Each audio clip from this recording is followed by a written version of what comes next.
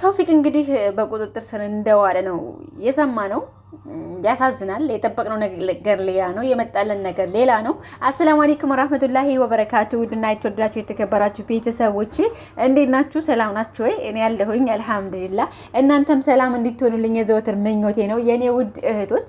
በዚሁ አጋጣሚ ደግሞ ያው አዲስ የምትመጡ እህቶች አመሰግናለሁ ለምታበረታቱ፣ ሼር ለምታረጉልኝ፣ ቪዲዮዬን ላይክ ለምታረጉልኝ፣ ሰብስክራይብ ለምታረጉኝ አመሰግናለሁኝ። እንግዲህ ትናንትና የጠበቅነው ነገር ሌላ ነው፣ የመጣው ነገር ሌላ ነው። ትናንትና የመሰለኝ ነገር ያው ቱፋ ወይ መጥቶ ይቅርታ እንዲጠይቅ ነገሮችን በተረጋጋ መልኩ እንዲፈቱ ነበርና ነገሮች ግን ህግ ባለበት ሀገር እንደዛ አዋጉል ነገሮች ሲሰሩ ዋጋ ያስከፍላል።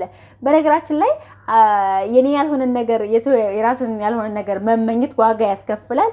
ፉአድም ደግሞ ዋጋ ይሄ ስራ ዋጋ ያስከፍልሃል ነበረ ሲባባሉ የነበሩት ማለት ነው። ኤኒዌይ እንግዲህ ዋጋ እንዲያስከፍለው ሆኗል።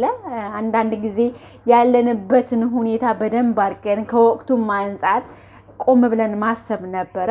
እየሳቁ የተገዛ ቃሪያ እየተለቀሰ ይበላል ይባላል ያገሬ ሰው። እየሳቃችሁ እናንተ እየሳቃችሁ እየሰራችሁት ነገር እንግዲህ ለፉአድ ዋጋ አስከፋይ ነገር ሆኗል። እኔ በነገራችን ላይ ለማንኛችሁ ምንም አይነት እንትን ነገር አይኖርም፣ ግን እንደ እውነት ለመናገር ያን የመሰለ ጣፋጭ አንደበት ያን የመሰለ ሶፊዬ ቶፊቄ የሚባባሉትበት አንደበት ላይ አሁን ተውፊቅን ቅርንጦስ ማስወርወር ትንሽ ፉአድ ችግር የለም ያው ላንቺም በማለት ነው። ፉአድ ተው ካልሽው ይተው ነበረ። ግን እኔ እውነት ለመናገር ያው ሶፊ ይሄን ነገር ባትገድፊውና ባትፈርንሚ ያው ተውፊቅ በቁጥጥር ስር አይወርም ነበረ። ያው ተስማምተሽበት ነው በቁጥጥር ስር የዋለው።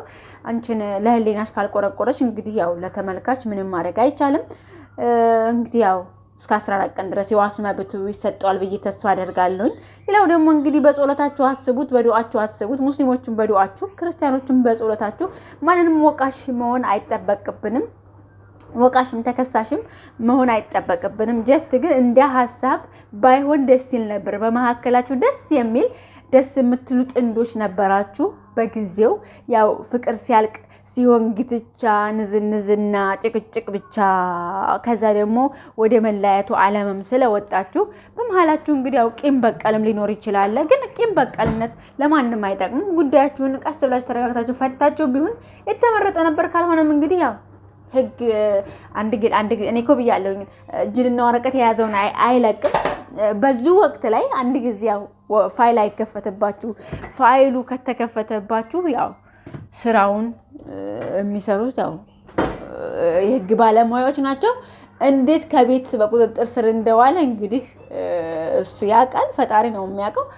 ለማንኛውም እኔ ያዝኛለሁኝ፣ ያሳዝኑኛል። የምር በጣም ነው ያሳዘነኝ። እኔ በዚህ መካከል ላይ ጸጸት የሚባለው ነገር አለ። ጊዜ ስፔሻሊ እስር ቤት የምታሳልፏት ላይፍ አንድ ደቂቃ ራሱ ከባድ ናት፣ ጠባሳ ታስቀምጣለች። እና እኔ አዝኛለሁ። የእውነት ለመናገር በጣም ነው ያዘንኩት። መቼ እንደተያዘም እንግዲህ አላቅም። አንዋር ወርቆ ደግሞ ይቅርታ መጠየቁ በአንዋር አልነበረም የሚያምረው። ትናንትና ያው ፉአድ ቱፋ በቁጥጥር ስር ባይውል ያው ቱፋ መጥቶ ይቅርታ ይጠይቅ ነበረ። ከይቅርታ በላይ ምንም ነገር የለም ነበር። ነገር ግን እናንተም ለመወሰን ቸኮላችሁ። ያው ነገሮችንም ያው አፋጥናችሁ ነው ያካሄዳችሁት። በጣም ያሳዝናል።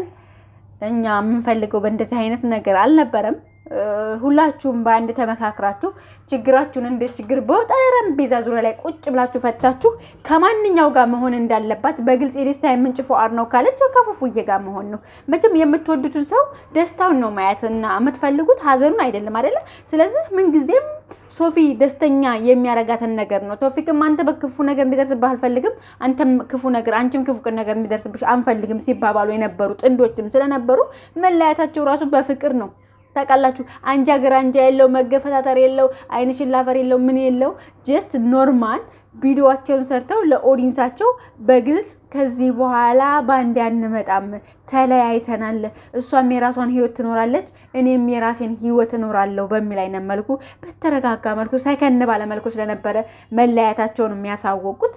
ያው አሁንም ቢሆን በመካከላቸው ምንም የማገርሸት ነገር በተውፊቅ ላይ ቢታይበት አሁንም ተረጋግተው መፍታት ይችሉ ነበረ። እንደው እንደዚህ ባይሆን ደስ ላይ ነበረ። ግን ከሆነ ሆነ ነው በቃ አለቀ። ምንም ማድረግ አይቻልም። በቃ ባለፈ ክረምት ቤት አይሰራም ይባላል እና ባለፈ ክረምት ዘር አይዘራም ይባላል። ባለፈ ክረምት ቡቃያ አይበቀልም። ያው ተረቱን ያው ታውቃላችሁ፣ ብዙ ነገር ይባላል። አሁን ከሆነ ሆነ ነው። እንደምንም ብላችሁ አሁንም እንደምንም ብላችሁ በሽማግሌም ቢሆን ነገሮችን ገብታችሁ እንግዲህ አንዋርም ትናንትና በጣም ነው ያሳዝነኝ እውነት ለመናገር ወንድሜ በእናንተ እጅ ነው መፍትሄ ያለው በእናንተ እጅ ነው ብሎ ሲል በጣም ነው ያዘንኩት። ታኒም ኢማጂን በቃ እናንተ የኔ ወንድም ቢሆን እንደዚህ የወደቀው ምናምን ብላችሁ ኦዲንሶች፣ አንዳንድ ኦዲንሶች ይታሰር ዋጋውን ያገኝ፣ አዎ መቀጣት አለበት፣ ይማራል ገለመሌ። እኔ እኮ ተቀማጭ ፍርዱ ሰማይ ቅርብ ነው ይባላል እኮ። የእናንተ ጭካኔ ጥግ የለውም። አንዳንድ እህቶች ጭካኔያችሁ ማለት ነው። እኔ እውነት ለመናገር በፉአድ ማነው ቱፋ እንዲታሰር አልፈልግም። ችግራቸው እንደ ችግር እንዲፈቱ ነው እንጂ እንዲታሰር አልፈልግም። ምንድነው ጥቅሙ? እስር ቤት ጥቅሙ ምንድነው? ምንድነው የሚማረው? እንደውም አእምሮን አደንዝዞ ነው እንጂ የሚወጣው። ጭንቀት አለ እኮ ምን ሆናችሁ ነው? ሌላ ደግሞ በሰው ሀገር ላይ እንደ አዲስ አበባ ነው ለካ፣ በሰው ሀገር ላይ አይደለም አይደል? አዲስ አበባ ነው። አይ ግራ ተጋባሁኝ እኮ እንደው። አዎ አዲስ አበባ ራሱ ምን አሁን እንጀራ ምግብ ማን አስገብቶለት ይሆን? ፉፉዬን አይታችሁታል? እርግጠኛ ነኝ ምግብ እንዳስገባለት ተስፋ አደርጋለሁ ብሎ ሲል እንዲህ ልታስቡ እንዲህ ትጨነቁ። ፉአድ ይሄን ያክል የተጨነቀ፣ ፉፉዬ ይሄን ያክል የተጨነቀ፣ ሶፊ ልቧ ምን ይሆን? ምን ይሆን? እርግጠኛ ነኝ ምግብ ይዛለት ትሄዳለች። እርግጠኛ ነኝ። ይሄማ የማይደበቅ እውነት ነው። እርግጠኛ ነኝ ምግብ ይዛለት ትሄዳለች።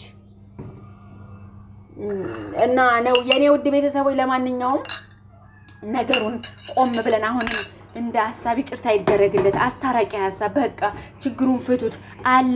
ላለፈ ክረምት ቤት አይሰራም፣ ነገሮችን ረጋ ብላችሁ ፍቱት ምናምን ብላችሁ ሐሳብ አስተያየታችሁን ስጡ። ደግ ሆነ ደግ ታሰረ ምናምን አትበሉ።